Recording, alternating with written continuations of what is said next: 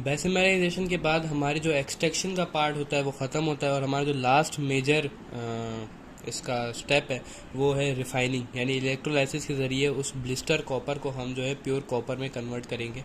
ठीक है, ये हमारा लास्ट स्टेप है। ठीक है, इसके बाद रिफाइनिंग बाय इलेक्ट्रोलाइसिस। सही। इसमें जो इलेक्ट्रोलाइसिस है, क्योंकि तो इसमें ज़ाहिर है हमें इलेक्ट्रोड्स की भी ज़रूरत पड़ेगी। ये हमारे पास इलेक्ट्रोड है। इलेक्ट्रोड ए जो एनोड होता है हमारे पास वो होता है इम्प्योर कॉपर मेटल, और जो कैथोड होता है वो होता है प्योर कॉपर मेटल। सही। अभी जो इलेक्ट्रोलाइट सॉल्यूशन जो इसके अंदर होता है वो होता है सल्फ्यूरिक एसिड और कॉपर का सल्फेट। ठीक है, अगर आप सल्फ्यूरिक एसिड को भी इतना याद ना रखो तो खाली कॉपर सल्फेट याद रखो, इसका मेन काम है इसमें। ठीक है, कॉपर सल्फेट इसमें जो है वो सॉल्यूशन होता है। ये रहा कॉपर सल्फेट का फॉर्मूला, ये है। और इसके बाद हमारे पास ये हमारे पास कैथोड है प्योर कॉपर। ये जो थोड़े पतले से और डिजॉल्व टाइप के आपको लग रहे हैं शैलो से, ये है कैथोड प्योर कॉपर। और जो कंप्लीट सा आपको एक रेक्टेंगल बना हुआ दिख रहा है ये है इम्प्योर कॉपर यानी एनोड। ठीक। अब क्या होता है, जब इसमें से हम करंट पास कराते हैं ना, ऑन पासिंग करंट, तो एनोड जो है हमारे पास ये वाला, ये डिजॉल्व होना शुरू होता है और हमें प्रोवाइड करता है कॉपर के आयन।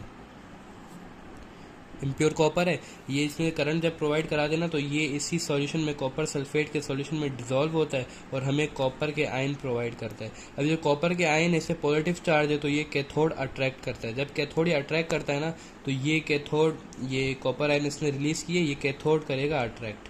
तो ये जो डिजॉल्व सा शैलो सा आपको पार्ट दिख रहा है ना, इलेक्ट्रोड दिख रहा है, ये कॉपर जो है वो गेन करता जाएगा और ऐसा एक कंप्लीट रेक्टेंगल ब्लॉक बना लेगा कॉपर का, प्योर कॉपर का। ठीक। क्या रिएक्शन था मैं दोबारा रिपीट कर देता हूँ। इसमें ये था कि ये जो इम्प्योर एनोड है, ये जब इसमें से करंट पास कराया जाता है तो ये डिजॉल्व होकर कॉपर आयन रिलीज करता है, और ये कॉपर आयन जो है वो कैथोड गेन करता है, और ये डिजॉल्व सा शैलो सा जो ये इलेक्ट्रोड है ये ऐसा कंप्लीट रेक्टेंगल कॉपर ब्लॉक बन जाता है। ये होता है बिल्कुल प्योर कॉपर। अब ये जो हमारे पास रेक्टेंगल आ गया ना, ये है प्योर कॉपर। अच्छा, जो इम्प्योरिटीज़ थी वो कहाँ गई? ये जो इम्प्योरिटीज़ है ना, ये इनको हम कहते हैं एनोड मड। इन इम्प्योरिटीज़ को ये जो है नीचे हमारे पास जो है रह जाती हैं सॉल्यूशन में, कॉपर सल्फेट के सॉल्यूशन में। इम्प्योरिटीज़ इसमें जो अक्सर वो सिल्वर और गोल्ड हमारे पास इम्प्योरिटीज़ होती हैं, क्योंकि वैसे ये हैं इम्प्योरिटीज़, आपको इनको नहीं कह सकते क्योंकि ये भी अच्छे खासे महंगे एक्सपेंसिव मेटल्स हैं, लेकिन यहाँ पे क्योंकि हमें काम सिर्फ कॉपर से है तो ये इम्प्योरिटीज़ ही कहलाएंगी। ठीक। एनोड मड के तौर पे ये जो है वो नीचे रह जाती हैं हमारे पास। ठीक है, और कॉपर का ब्लॉक हमें प्योर 99.9% मिल जाता है। ठीक है, ये भी 100% कोई भी चीज़ नहीं होती, ये भी 99.9% जो है हमें प्योर कॉपर ब्लॉक हमें मिल जाता है। ठीक है। अच्छा, इसके बाद इम्प्योरिटीज़ जो है वो एनोड मड के तौर पे रह जाती हैं। पूरा प्रोसेस अगर आप एक ही साइकिल में अगर यहाँ पे देखना चाहो तो ये है कि हमारे पास जो क्रस्ट ओर था उसकी हम कंसंट्रेशन करते हैं, चाहे वो ग्रेविटी का मेथड हो या फिर फ्रोथ फ्लोटेशन हो या फिर तीसरा मैग्नेटिक वाला हो। ठीक है, यहाँ पे इसकी कंसंट्रेशन होती है। इम्प्योरिटीज़ यहाँ से ऑक्साइड की फॉर्म में आउट होती हैं। ये कंसनट्रेटेड और रोस्ट होता है और हमें जो है वो मोल्टन मेड देता है। ठीक। रोस्टेड होने के बाद भी जो है मोल्टन मेड जब हमें देता है तो यहाँ से भी जो इम्प्योरिटीज़ आउट है ऑक्साइड की फॉर्म में ही होती हैं। ये मेड जब और जो है हीट होता है तो ये स्मेल्ट, ये जो मैं अभी मिस्टेक हो गई थी, मैं दोबारा इसको रिपीट कर देता हूँ। जब ये क्रस्ट और कंसनट्रेट होके कंसनट्रेटेड और बनाता है, कंसनट्रेशन जो होती है यहाँ पे फ्रोथ फ्लोटेशन, और दूसरा जो प्रोसेस होता है डेंसिटी ग्रेविटी सेपरेशन, उस उन प्रोसेस से गुजर के जब भी कंसनट्रेट और हमें मिलता है, इसकी रोस्टिंग होती है। रोस्टिंग होने के बाद यहाँ से जो है हमारे पास ऑक्साइड की फॉर्म में इम्प्योरिटीज रिलीज होती हैं, और जो रोस्टेड और फिर हमारे पास हमें मिलता है। अब ये रोस्टेड और की जब स्मेल्टिंग होती है ना, उसके प्रोसेस में हमारे पास जो इम्प्योरिटीज जो हमारे पास निकलती हैं वो होती है स्लैग की फॉर्म में। जो हमने स्लैग हमने फॉर्म किया था FeSiO3, या हमारे पास स्लैग हमारे पास निकला था, इस स्लैग की फॉर्म में यहाँ से इम्प्योरिटीज रिलीज होती हैं। ठीक है, जब ये रोस्टेड और की स्मेल्टिंग होती है तो ये मोल्टन मेड बनाती है। ठीक है, यहाँ से भी हमें जो इम्प्योरिटीज हमारी निकलती हैं वो ये स्लैग की फॉर्म में। ठीक।